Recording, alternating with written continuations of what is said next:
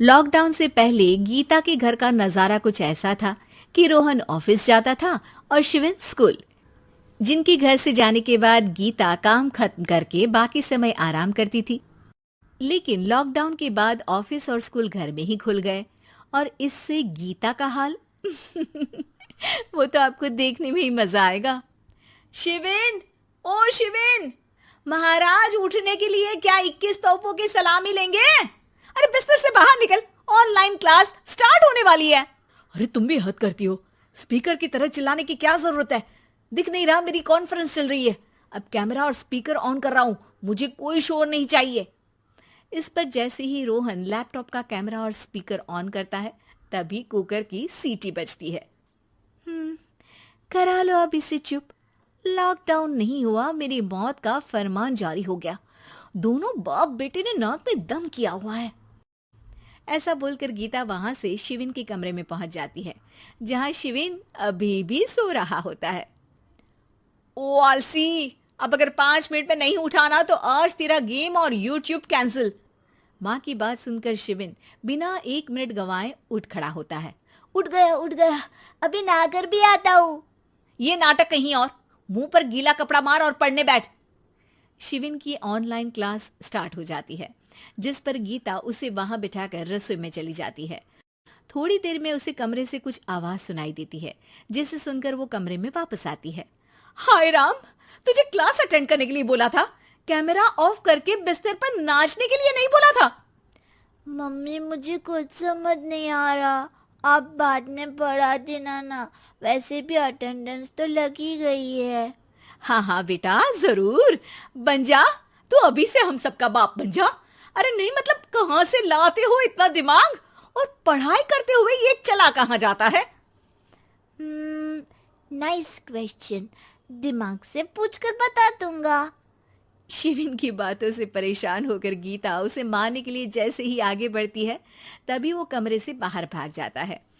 अब शिविन आगे आगे और गीता हाथ में चप्पल पकड़े उसके पीछे पीछे पूरे घर में दोनों घूम रहे होते हैं। इसी बीच वो रोहन के पास पहुंच जाता है और शिविन को मारने वाली चप्पल रोहन के लैपटॉप पर जाकर गिरती है। ओए माँ! मम्मी, अब पापा को चप्पल मार रही हो? वो आज तक के रिपोर्टर, चुपचाप जाकर क्लास अटेंड कर ले, नहीं तो अगली तेरे पीछे लगेगी। इस पर शिविन वहां से चला जाता है, जिसके बाद रोहन गीता से कहता है, इस सर्कस के लिए कुछ बोलना चाहोगी?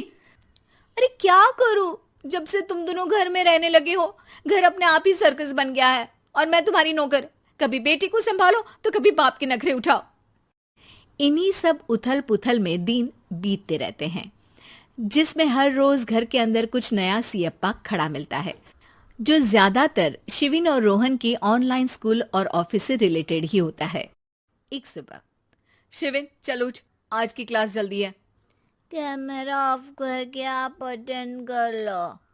अरे ऐसे छित्तर पड़ेंगे, दादी नानी सब एक साथ याद आ जाएंगी। के बाद क्लास तो खत्म हो जाती है, लेकिन उसके बाद शिविन फोन इस्तेमाल करते हुए इंस्टाग्राम रील बनाने लगता है। रसोड़े में कौन था? तुम थी, मैं थी, कौन था? कौन था? हाँ, मैं गरीब हूँ।